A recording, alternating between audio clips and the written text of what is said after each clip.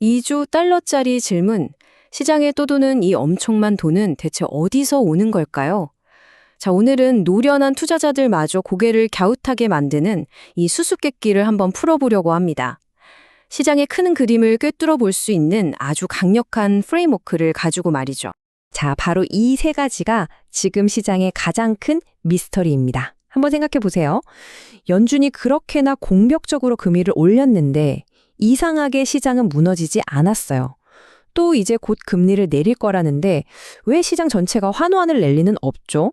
그리고 전문가들이 그렇게 경고했는데 왜 아직 대규모 금융위기는 터지지 않은 걸까요? 기존의 분석 틀로는 이 현상들이 잘 설명되지 않습니다. 이 모든 질문에 대한 답을 찾을 수 있는 핵심 열쇠가 바로 여기 있습니다. 우리가 알아야 할 건 시장에 있는 모든 돈이 똑같은 돈이 아니라는 사실이에요. 지금 시장에는 근본적으로 성격이 다른 두 종류의 유동성이 흐르고 있거든요. 자, 이 표를 보시면 그 차이가 아주 명확하게 보입니다. 왼쪽에 정부의 자금 재배치.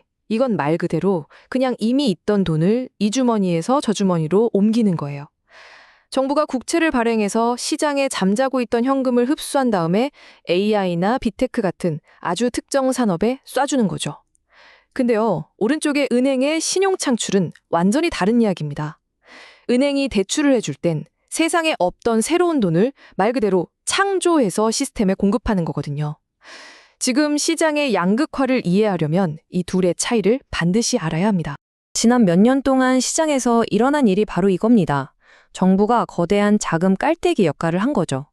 국채 발행으로 시중에 잉여 현금을 싹 빨아들여서 AI나 빅테크 같은 딱 정해진 몇몇 곳에만 집중적으로 쏟아부은 거예요. 이게 바로 일부 기술주는 하늘 높은 줄 모르고 오르는데 다른 대부분의 주식들은 지지부진했던 이유입니다. 돈이 아주 편파적으로 흘러 들어간 거죠. 아니, 그럼 미국 정부는 도대체 왜 이렇게까지 시장에 깊숙이 개입하는 걸까요? 그건 바로 미국의 글로벌 패권이 두 가지 아주 명백한 위협에 직면했기 때문입니다. 그리고 지금 이 모든 건 그 위협에 대한 미국의 대응이라고 볼 수 있어요. 첫 번째 위협은 바로 경제력의 약화입니다. 이 그래프를 한번 보세요. 과거에 전 세계 GDP의 30% 이상을 차지했던 미국의 파이가 이젠 24% 수준으로 쪼그라들었어요. 그 빈자리를 누가 채웠냐? 바로 중국이죠. 무섭게 성장해서 17%까지 따라왔습니다. 미국의 경제적 리더십이 예전 같지 않다는 아주 명백한 증거입니다. 그리고 두 번째 위협은 어쩌면 더 심각합니다. 바로 전 세계가 더 이상 미국의 빚, 즉 미국 국채를 예전처럼 열심히 사주지 않는다는 거예요.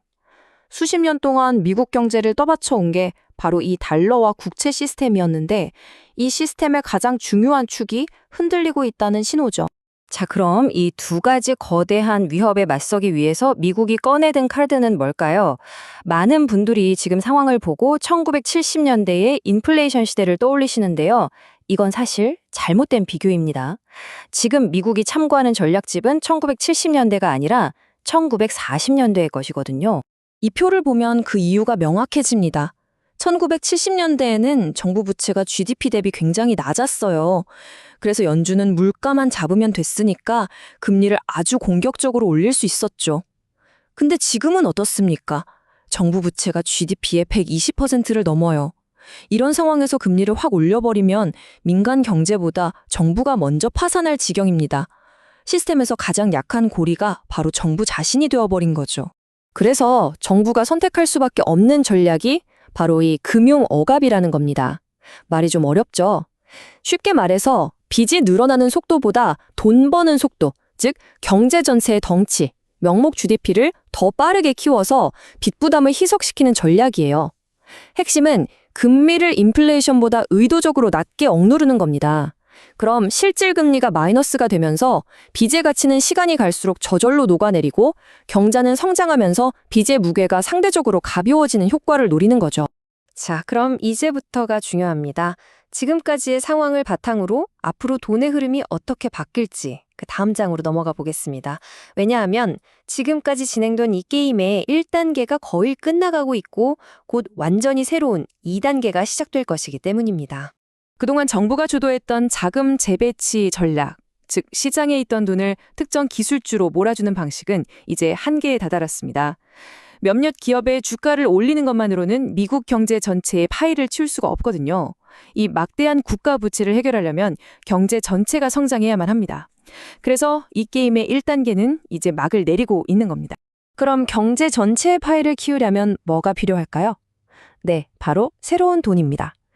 기존의 돈을 이리저리 옮기는 것만으로는 안 돼요. 그리고 이 새로운 돈을 만들어낼 수 있는 유일한 주체는 바로 은행 시스템입니다. 이제 은행이 다시 대출의 수도꼭지를 활짝 여는 바로 그 신용 창출의 시대가 시작되어야만 하는 거죠. 그리고 놀랍게도 미 연준은 이미 이 2단계를 위한 무대를 착착 준비하고 있습니다. 선제적으로 대차대조표를 다시 늘리고 있고요. 은행들이 대출을 해줄 수 있도록 지급 준비금을 넉넉하게 채워주고 있죠. 이 모든 움직임의 목표는 단 하나입니다. 은행들이 앞으로 새로운 신용, 즉 새로운 돈을 경제에 팍팍 공급할 수 있도록 실탄을 장전시켜주는 겁니다. 자, 그래서 우리는 다시 처음에 2조 달러짜리 질문으로 돌아왔습니다. 지난 몇 년간 극소수의 기술주로만 흘러가던 돈의 물줄기가 이제는 방향을 바꿔서 경제 전반으로 퍼져나가는 거대한 파도가 되려고 합니다. 그렇다면 투자자로서 우리는 뭘 봐야 할까요? 바로 이 새롭게 창조될 돈의 물결이 과연 어디로 향할 것인가? 이걸 예측하는 것이 바로 다음 기회를 잡는 열쇠가 될 겁니다.